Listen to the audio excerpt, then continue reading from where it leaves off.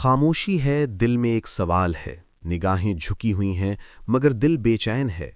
کیا کبھی آپ نے سوچا ہے کہ جس شخص کے ساتھ پوری زندگی گزارنی ہے اس تک پہنچنے کا درست راستہ کیا ہونا چاہیے؟ کیا صرف محبت کافی ہے؟ کیا خاموشی بہتر ہے؟ یا پھر ایک ایسا راستہ ہے جو عزت کو بھی بچائے، ایمان کو بھی محفوظ رکھے اور دل کو بھی سکون دے؟ اسلام میں نکاح کوئی اتفاق نہیں بلکہ ایک عبادت ہے، اور ہر عبادت کا ایک واضح طریقہ ہوتا ہے۔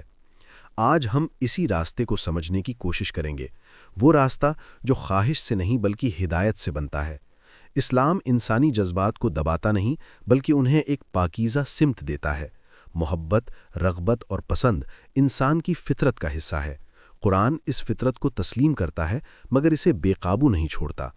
اسلام نے نکاح کو نظر کی حفاظت، دل کے سکون اور معاشرے کی پاکیزگی کا ذریعہ بنایا۔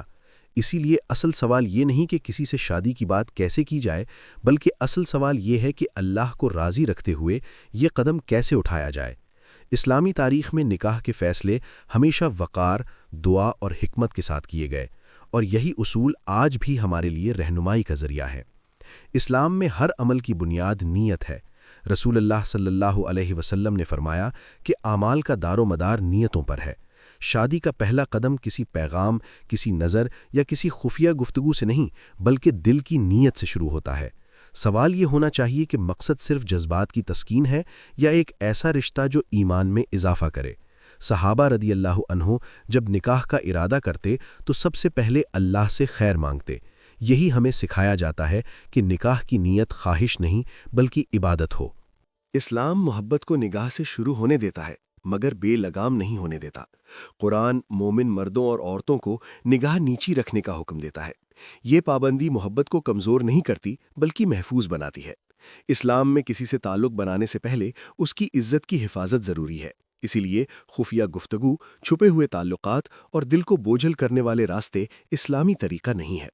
یہاں ہمیں یہ سمجھ آتا ہے کہ شادی کی بات خاموش گناہ سے نہیں بلکہ واضح، پاکیزہ اور باوقار راستے سے کی جاتی ہے۔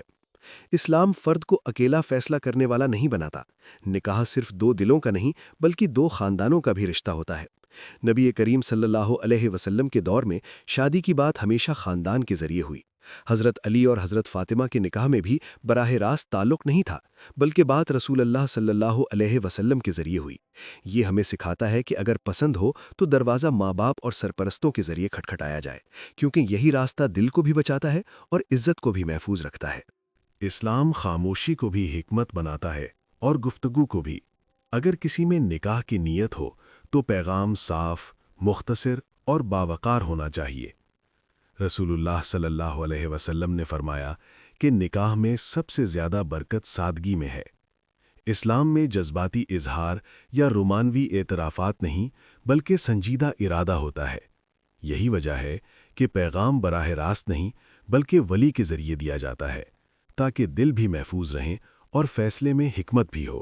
پھر وہ لمحہ آتا ہے جب دل فیصلہ چاہتا ہے۔ اسلام یہاں بھی انسان کو اکیلا نہیں چھوڑتا بلکہ استخارہ کا راستہ دکھاتا ہے۔